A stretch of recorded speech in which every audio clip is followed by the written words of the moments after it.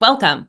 Hello. My name is Linda Kinning, and we're going to spend some time today talking about your most accessible co-founder, AI, and how to use AI to help you develop your ideas from day one. And I want to start with a little challenge. We're all innovators, deep ideas, lots of Hi. brainstorming here. Sorry to interrupt. Linda, does this follow pretty much the same format as the previous Yeah, one, or is there a there will separate? be, this file is pretty much the same. Some more other screen sharing stuff because we'll be using Live Claude. Okay. Great. Yeah. Can we go back and start over since we're still close enough to the beginning so we can get a clean Yeah. take? Good. We'll save some editing power. Yeah, sorry about that. Great. Thanks. Good. Hello, my name is Linda Kinning, and we're going to spend some time today talking about your most accessible co-founder using AI to build from day one. If you have ever tried to found something, look for a co-founder, you know that this early thought partner is super important. And working in teams, human teams, very helpful. But we have some other tools available to us, and we're going to talk about that. But I first want to start with a challenge. You're all deep innovators, thinkers, brainstorming. It's often where these big creative ideas start from. And I want you to start. We'll have 10 seconds. And I want you to generate as many ideas as you can to solve a problem that you experience with email. Be intentionally broad, but a problem you experience with email. Something that doesn't work, a pain point. I'm going to keep a little timer for 10 seconds.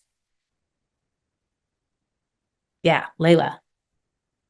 Okay, if I write, please find attached something, and then I submit it and it was not attached, probably just a little message saying, do you really want to send it without an attachment? I love that. So quick with the problem and a solution. I'm trying to send an email and I say, hey, please look at the attached thing. There should be a product, a function, a feature that says, hey, you didn't actually attach this. Great, that's a real problem. What else? We are just about at 10 seconds. So ready to hear. Rishi. Too much clutter in the inbox. Too much clutter. Where do I start? So many. I get so many emails every day. It's very overwhelming. Yes, that's part of the problem. We need to figure out what could those solutions be. Ayushi. This is adding on to what Leila said, but if I have by chance attached the wrong attachments in an email that I've already sent, would love for an option to undo that send and attach the correct attachments instead. Yes, how do we get that unsend? Come back to me and you made a mistake. I need to fix it. Yeah, huge feature. Good wish list. So we're smart, creative, innovative folks. We can come up with these ideas. And the next set of questions, we started with some of these problems. The next set of questions might look something like this. Well, who are those competitors? Does that exist already? I think I've seen some of that feature on Google. Is that something that is rolled out everywhere? Are there separate products? Maybe it's not even a product by itself. It's actually a feature that's already wrapped into the major email clients. How do we deal with the major monopoly power of them? Do you start your own? Like, we can spin this all day long. And we should. This is the really important practice. All these follow-up questions. What do we do? What are we not thinking about? And what I want to be very clear about is that AI is not replacing founders. It is not replacing this deep work, this deep human work of here's an idea and let me turn it around and think about all the other angles. It is giving us superpowers. It's making these cycles faster. It's giving us that learning curve of a new industry, a new idea, a new problem. This just gets us up that steep learning curve much faster. And I want to lay out 3 of what those superpowers are that can help us. Again, that do not replace us, but can really speed up our own work. And those 3, we get a superpower in market research, understanding what is the state of things now. Who are the players? It's superpower 2 of user persona generation. Who are the people that might use this? What do I need to know about them? What are their pain points? What do they like? What do they already use? How do they experience this problem? And then 3, idea validation. How could we test this? Where is it wrong? Poke holes in the thing that I think. What are experiments that could help us figure this out? Now, we sort of started with brainstorming, some idea generation, and AI can be very good at that too. I encourage you to spend some time doing it, going into the what if machine. But I want to focus on these three specifically because they help build on when you have an idea that you feel confident in, enough to want to explore. These are three superpowers that AI can help us do. And so superpower one, market research. And in this current state, no AI, there's a lot of options available for market research. How that process looks like currently is maybe start with a lot of Google searches. Maybe you get some industry reports. Those are likely behind paywalls. They're going to be a little expensive. Maybe you pick up the phone, you call a bunch of people, you access your network. A lot of that information is fragmented across multiple sources. You're going to spend a lot of time compiling, fact checking. Where does this come from? Where are my blind spots? Where am I looking that I might be missing or biasing my own experience? And you likely need some expertise to know what questions to ask. There's limited access to competitive intel. That's the current state. With AI as our co-founder, some things that can be helpful, things that we can speed up, is this synthesis, this instant access to overviews, market overviews. We can get deep dives into specific segments. We start with, tell me about email. Who are the major competitors? Okay, and then we can actually segment that maybe by geography, or different user type. What are things we're not thinking about? We can get some competitive landscape mapping. Who are the major players? This is really helpful if you're thinking outside of your specific geographic context, like how do we open this up? You can identify trends and patterns, ask follow-up questions. You can ask AI to help check your own logic. And these all sound like big promises. How does this actually show up? How does this come to life? Part of this revolves around you knowing how to ask the right questions. And so for market research, here's a few specific prompts. And what I want us to do is experiment, because the best way to develop this capability, much like a relationship with a human co-founder, is practice and conversation. And so we're going to spend some time doing that together, building a relationship, building some practice. But I think there are really three sort of starting places for market research and using AI to help you do that. The first is just give me an initial market overview. Start from the top. You can see some specifics here. We'll start with this use case of a sustainable pet food company. And here I'm going to do a little screen sharing. If we want to start with this, I'm going to copy here. This is my prompt, right? We're going to ask for careful analysis of a sustainable pet food market in the US. We are going to ask for what we want in that. It's not a general question. We could just say, I want to start a sustainable pet food company. But we're going to direct AI to help us more specifically. We're going to ask for current market size, key players, major trends, consumer pain points, regulatory considerations. We want all of that in our structure. Let's see what we get. And while we're doing this, I encourage you to open up your own tabs. I want to see what you get as well.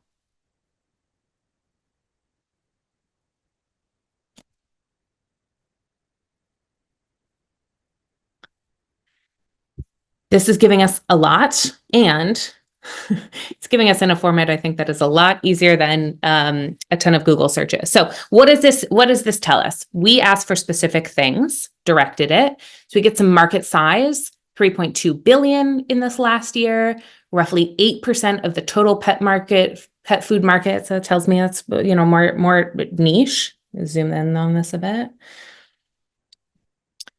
Consistent annual growth rates. So we have some indication it's a growing market. Seems like there's still room for additional key player. We get traditional, right? So this will sort of gets us into competitor types, traditional players with sustainable lines, sustainable first brands.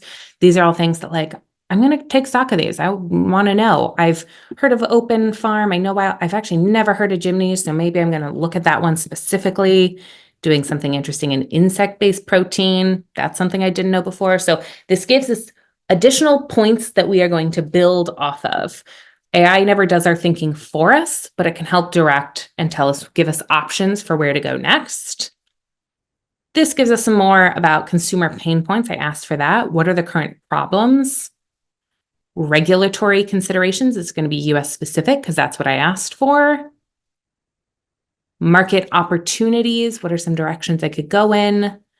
What are those challenges and risks involved? And yeah, let me share prompts.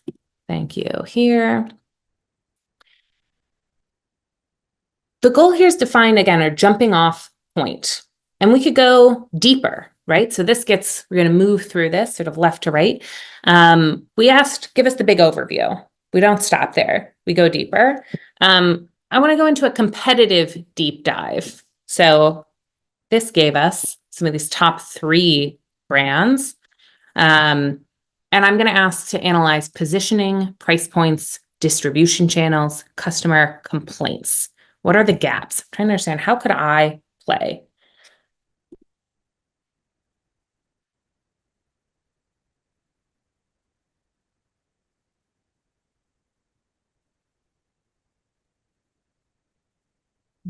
While this is generating, I want to just do a little comparison, right? Of where do we start? We say, sustainable pet food companies, US. This is our alternative. All right, we're getting some of these names. Maybe there's some lists. Reddit might be a helpful place to see. There's a bunch of different directions we can go. And it would take a lot of time. What is our market share? Make specific 2020. Let's see if we can get 4. Okay, we could get an industry report. Read that. State of the industry, right? This can allow us to fact check. It's not the end. This is sort of our analog way of doing it. We ask for these 3 competitors to understand what is their price points, how do they distribute, common customer complaints. This gives me the place of how could we be better here. Great. I'm seeing Hasbro Perplexity is giving better results compared to Claude with fact checking. Yes, let's check this out. We get to choose our own. In the US. Let's see what we get here. Yeah, we see EcoCart. This was also, right, we're getting some of our, we see on this here. We're getting our citations. So experiment with which model, which interface, what co-founder relationship is helpful to you.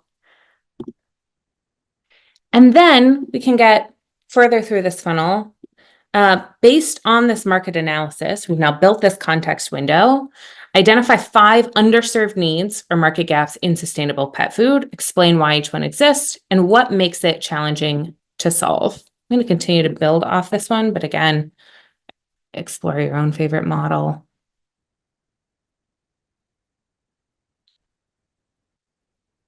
Let this load. But if I'm starting with this goal, this is maybe because this is a problem I experience personally. I have 2 pets. Sustainability is important to me. I approach this, as we find many of our ideas, from something personal. But in order to make it a business, in order to make it applicable, we have to go beyond the just personal. We have to expand that context window. And this process of talk to me about the market, what's the competition, where are some of these open areas for opportunity, what's not working well right now? These are all the questions that we have to go through and that we can go through in an analog way, right? I can do a bunch of Google research. I can talk to people. I can talk to my friends. I can investigate and try a bunch of these competitors and see what works and what doesn't. But I can also get a bit of a head start on some of that with AI to help understand and then say with more precision, this is actually where I can play. Some of these key challenges. Where can I uniquely add value? And so I want to turn it over to you all now, and hear what your best prompts are. So this prompt, and I want to try the sustainable pet food company, but what language unlocks useful information for you? We've talked a lot about prompt engineering. I think there's a world in the future in which this perhaps becomes slightly, AI models will get faster and better. We'll get better at this. But prompt engineering is also just directed thinking. And that skill of knowing what questions to ask is always going to be useful. And so that's what I want us to practice here is what questions do we need to ask in order to get the best information to make the most useful decisions? And so as we come up, one of the ways of training our own data on good question asking is knowing, well, what works for other people? What did we try? And so I want to hear from you all. What are some of the prompts? What do you want to try to use AI to help you do market research on starting a sustainable pet food company? You can localize this to where you are. In fact, I encourage you to. I'd love to hear what it looks like outside of the US. Right? Okay, drop some of these in the chat or unmic. I'm going to add them here. Follow. Hasibor's prompt. Are there any common complaints across all top brands? Tell me why that question and what it can help you understand. For me, I wanted to know like where is the gap in between right now where I can enter as a new business. To understand that, I think it's more important to understand what others are lacking and what's the pain, like as you mentioned, like the pain points of the businesses. So if I know where the pain points right now, I can just enter through that. Yes, I love that. We're not trying to just be necessarily one company trying to make an entry into a market. So understanding some commonalities across complaints across top brands, both from the customer perspective, but I think I'm also hearing you say from the business perspective, what are some of these problems? Great. What other prompts are we experimenting with? What are you seeing, finding? What's helpful?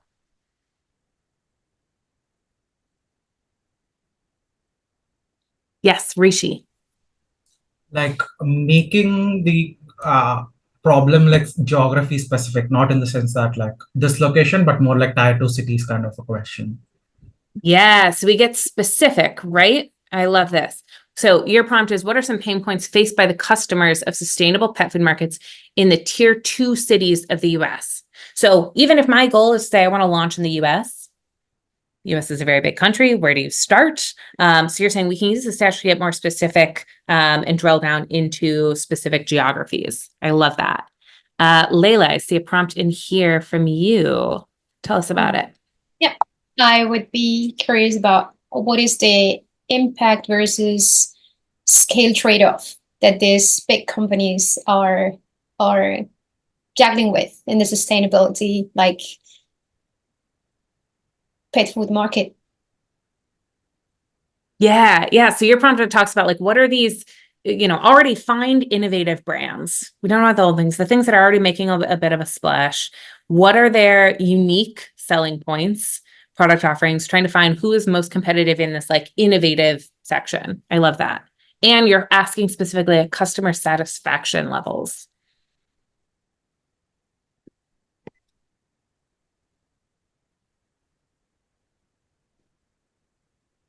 Wonderful.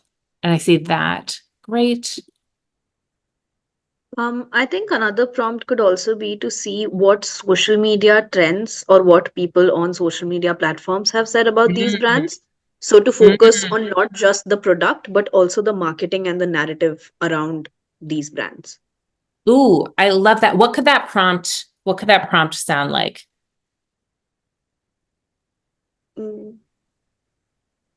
Have there been any major social media trends centered around these brands? Yes. This would also include trends that have been generated by the brands themselves, but that are also user generated Like, for example, someone started a hashtag on Twitter because they had a complaint or something. Great. So like, yeah, maybe what major social media trends or campaigns around sustainable pet food exist or in the past few years? I'm seeing in the chat, Grok can answer Twitter specific queries. So yeah, how can we use AI to help us do better social listening? Not just directed and queried on, all of the articles that we might see here in like a Google search or on a bunch of articles, but say, actually go to where we hear people talking and what are we hearing about sustainable pet food or about these top 3 competitors, these brands that we know we want to compete with. What are we hearing about them? I love that. We're going to move into our second superpower now. And this is user research and personas. We start with market research and we're already hearing it. We're getting into some of these users, this like what the social listening piece, very key here. So in its current state, and you should still do all this work, we say, great, if you have an idea, you think you know who your target user is, go talk to people. And you should always do that. But there are some limitations to this approach, right? You might be limited by your personal network. It's time consuming to talk to individual customers. You might bias with your own assumptions of who you're talking to. It might be hard to find edge cases. And it gets expensive for diverse perspectives. I want to be clear here. This is work that is all very important and worth doing, and you should be talking to real people. But AI and some of these tools can help us do that work more effectively and a little faster. And so we can use it to generate diverse user personas that we can then test with real people. We can use that to surface unexpected use cases. Again, poke holes in our thinking. I think this customer is X. Here's the profile. What might I be missing? Where am I wrong? Is this the biggest customer segment? We can use it to map out user journeys, give us a starting place to then say, does this match the real world? Often we look at the real world, say, what patterns do we see? How do we turn that into a user model? And then see if it still exists, in a scalable way. But we can use AI to help us get a hypothesis first. It can help us identify hidden pain points and then test assumptions at scale. This is not including some of the very technical logistic ways AI can help. It can help you write really good surveys. It can help you synthesize data. It can take a bunch of notes and audio recording files from real in-person conversations and synthesize them. Those are also very good tools and use cases. There's a lot of new technology being built there, but I want to focus on sort of this interface of, interacting with a model like GPT, Claude, or Perplexity. And so we're going to start another use case, another practice, and say that our goal is to build a meal planning app for busy parents. Identify sort of a problem, maybe it comes personally, things you see in the world, have a hunch, an idea. We now need to figure out who might this apply to? What does their user journeys look like? And so I want to start with a few of these, but I want to hear your own. We can ask AI to generate these personas. And now we're going to try another model. Start Perplexity here.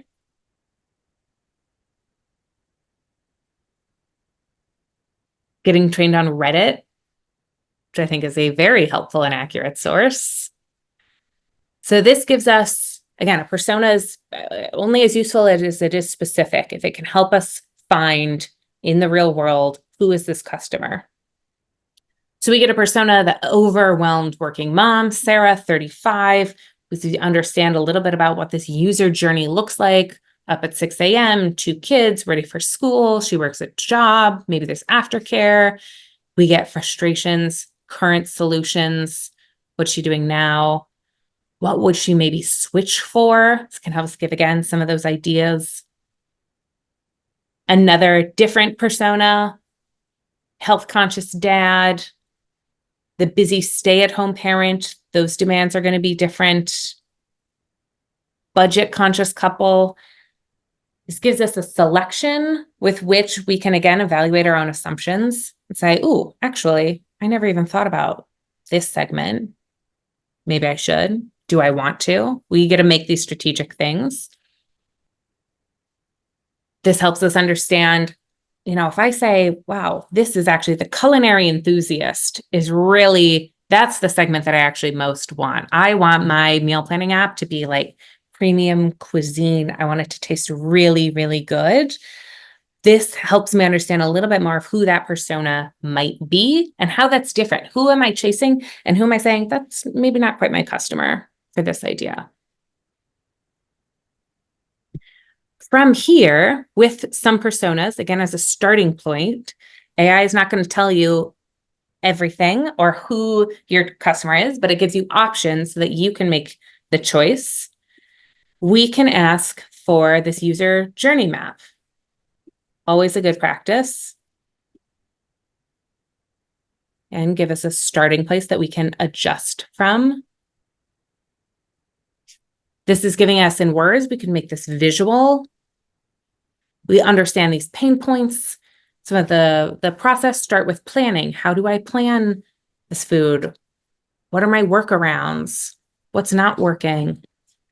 We plan, we shop, we prepare, cook, eating. This is especially helpful if you've never done a user journey before, or you're trying to learn how to make it better.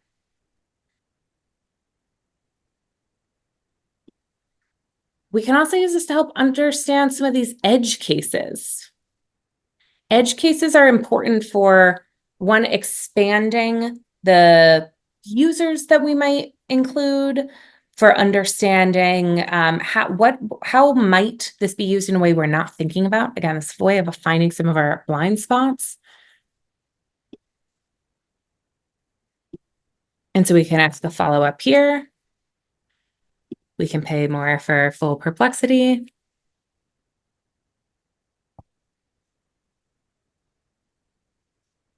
This gives us some scenarios, why it maybe isn't working. So again, some of the edge cases of, I think, oh, this is great for working, traveling parents because they're super busy. Ooh, why might that not work? Again, expanding the parameters of our own thinking, knowing what some of the failure points might be.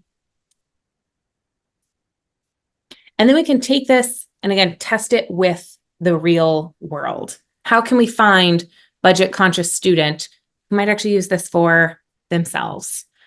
How can we find a caregiver with fluctuating responsibilities and see maybe that's actually a core segment that I wasn't thinking about, feels a little edge casey, but it might be big enough and niche enough that we can really serve them.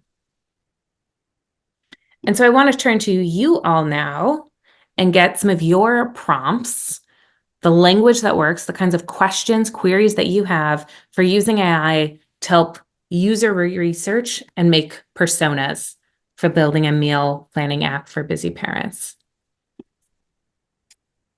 And unmic, drop some of this text in the chat. Again, we want to use our own training data of our own experience here.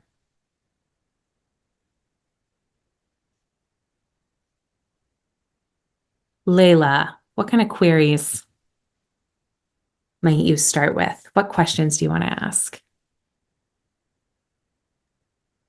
Give me a few more seconds and I will come up with a good one. Great. I see Linda in here. I'm going to drop your prompt, but tell us a little bit about it. Okay, so for me, I really want to prompt the ChatGPT because I always use ChatGPT because these are parents that are busy. I just want them to get a meal plan that mostly focuses on nutrition and also it should be friendly. And also I'm considering the fact that maybe they need to have a good shopping list and dietary preferences and also something that can save up their time because these are busy people. Yeah. I love that. So what I see in this prompt is you say, I actually have some ideas for these features. I want it to have shopping lists, dietary preferences, and some time-saving tips. These are what I think are really important. One of the best ways to test features and your idea of your product is to put it in front of users. So we can actually ask GPT to design that for us, give us some version, a paper prototype, something that we can maybe put in front of in front of real users. So I'm gonna try this prompt and see what we get. I'm gonna see a few other options here. Right, this can code us something in React, give us some visual. We'll let that one go. Come back to it in just a minute. What else? How else could we use? See, Rishi, what are some of the common complaints received from the school canteen? Ooh, tell me about that one. Bringing in school here. Yeah, a lot of parents like have their kids like have food at the school canteen. Like, what are the common complaints that they have? Can say a lot about like their personas. Yes, I love that. I love that. Even if we say, we want meal planning for busy parents, that sounds like it might be in the home, right? But you're saying, well, we also know, where else do kids eat? What else do we learn? What do kids not like? Is like, there's some other sources here. I love that. What are some of the common complaints received from school canteen? All right, let's see what our React is. This again gives us a starting plan, family meal planner. We get the dietary preferences. We get schedules, maybe what the recipe is, how long it takes. That feels important. How much time do I have to plan for? Add it to the list. This is great. So this is something, if you if you are not an engineer, and even if you are, being able to whip something up like this in a matter of seconds might not have been previously possible. But this is a starting point that, say you're talking to your aunt, mother of a small kid, and you want to say, hey, you're a user. I'd love to get your opinion on this thing. I'm trying something out. Can I walk you through? How might you use this? What features do you expect to see? This is a really good starting place that you can get some really good user feedback from people, but using AI to speed that up. Wonderful. I want to move this to one last superpower here, which is our idea validation. Prototype. Current state, you have an idea. What do we do next? You're going to try to talk to people about it. You maybe try to run some experiment. Maybe you whip up a prototype like what we just saw, try to put it in front of people. Say, hey, what do we see? What are we missing? In this current state, you go to the people that they see some of these similar biases. There might be an echo chamber of your family or friends. You show it to your mom. She's going to say, that's amazing. I love it. No notes. It's perfect. Which might feel nice and is not helpful. So we need to really play test this with a critical audience. And so AI, as much as the designers want to believe that it wants to help you, can be a really good critical voice. It doesn't actually have feelings like you that your mom might. And so we can use it to really say, point out my thinking, be as critical as possible. What are the risks? What are the things I'm not thinking about? And so we'll imagine another use case. We want to build out a remote team collaboration tool. And we can first ask this critical analysis. I have this idea in this market. Tell me all of the failure points for it, specifically user adoption, technical challenges, competitive responses, market timing issues. Tell me what I am missing. We can use it to test our assumptions. Again, this is very human work. You have to know your own assumptions, but we can ask AI and say, here's what I think the assumptions are, challenge them. I think that teams want more tools for async communication. Challenge that. It's a lot easier to get AI to do this than to get your friends, your co-founders, certainly users. And we can also use it to make some differentiation strategy. Here's my idea. How is this different? How can I differentiate from the existing competitors? Given this crowded space of Slack, Microsoft Teams, Zoom, identify unexpected ways. Ask it to think outside of the box. Unexpected ways for a new collaboration tool that could stand out. Let's try a few of these. And while we're doing this, I want to hear and see from you, what prompts might you explore for idea validation?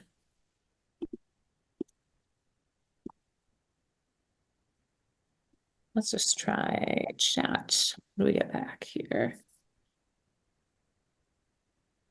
Nope, no login. Going back to Claude. You're seeing my biases now.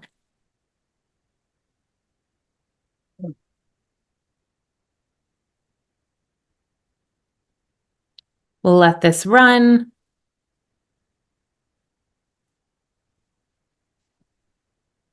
So we start and say, I know what some of the failure areas might be. Getting new people, getting users to adopt a new communication tool, especially at work, notoriously challenging. These systems are really complex. There's like really deep anchoring, entrenchment effects. So what are some of those risks? Fatigue, organizational inertia, that one's going to be huge. We can use these to help or how might we statements, our ability to say, okay, if this is true, these major risks, what can we do to react against that, to prepare for it? We can ask, again, we know our assumptions. We can ask for critical feedback.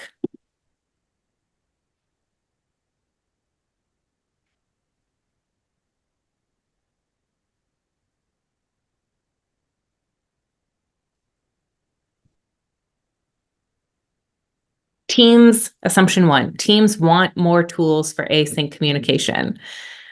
Often our biggest assumption, and rightfully so, but our biggest assumption is that people want the thing that we're selling. And so really asking for counter evidence. Show me why that might be wrong. Well, studies show increasing tool sprawl frustration with employees juggling 8 to 12 different workplace apps daily. Wow, I want to find these studies. Right? I'm not going to take just the final word here, but it makes me say there's an existing body of work. I want to know about it. Many teams report communication overload, notification fatigue, leading to decreased productivity. Recent workplace studies indicate a trend toward consolidation and simplification of tool sets. So if we're in this phase where everyone wants to consolidate and I want to come up with a new thing, I need to think about perhaps integrations are going to be an increasing priority. So here are some of my prompts and ways that this can push our thinking. But I want to hear again from you all, what questions, what prompts, how can we use AI to validate some of our own ideas? Andrew, love to hear from you. I was thinking like what I would normally say is something like, I have a really pessimistic friend that critiques my work. And so before I go to them, I want to have thoughts through everything. So kind of help me identify some failure points of this idea. Yeah.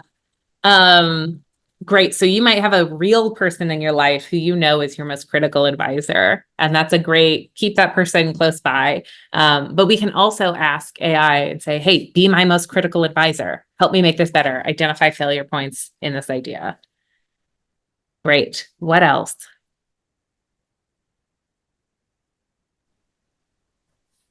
Linda Hasibur. How could we use AI? What questions could we ask to validate our idea?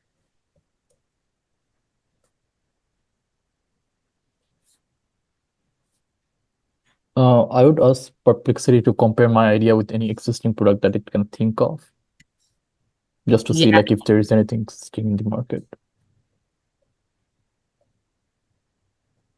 Right. And we could even direct this more and say like, with any product you can think of in this region, or specifically compare on customer satisfaction, accessibility, we can come up with those particular parameters. I sometimes like the simple of just like play the devil's advocate for X. We can ask AI to give me a list of experiments I can run on less than $100 to test assumption X. So we can use it not just for research, but also some of this brainstorming. saying, here's this idea. How could I test it with $100? Or how could I test it in 1 week? Often our biggest constraints early on are time and money. And so we can use that if our goal is to find as many experiments as we can to help de-risk our idea, our assumptions. We can also ask AI to help us brainstorm experiments. I want to hear one more idea, ways that we can use, what kinds of questions, what kinds of prompts to help on idea validation. Rishi. Yeah, we can ask it to like define characteristics of like how the decision is taken, who takes the decision and stuff like that. Like, will this product be adopted only after a project is completed? Or will the HR be the one who's going to be taking the decision, and even if everyone else is resisting, like they just have to follow through, stuff like that. Yeah. So there's something about like getting at like stakeholders and defining, you could even specify it even on, given our collaboration tool, we think we need to go through HR. Tell me more about that. Great. Layla. Maybe I'm just opening a Pandora box, but I couldn't help but think about the previous session and how we were just analyzing our own startup idea and the pitfalls, and then turning the weak points and strong points. So I actually, based on what I was doing now with ChatGPT, I found out that my AI co-founder was very self-critical as well, was capable of being self-critical when validating my idea on its own validation. So maybe I would introduce a prompt now, just asking AI to validate its own idea validation, basically. Just because, for example, like all these analyses rely on historical data, and we're looking for innovative ideas. So perhaps disruptive innovation is not taking into account as seriously as we should need it. So yeah, I was just thinking about that. I love that. So yeah, you can ask AI to play the other side, and we can keep doing that. It can take different sides. Tell me why this works. Now tell me why that's wrong and why that wouldn't work. I love that. This multi-sided conversation. It was more about, what can also be the shortcomings of the analysis you just provided me. So just to be able to rely on AI, but also make AI question itself.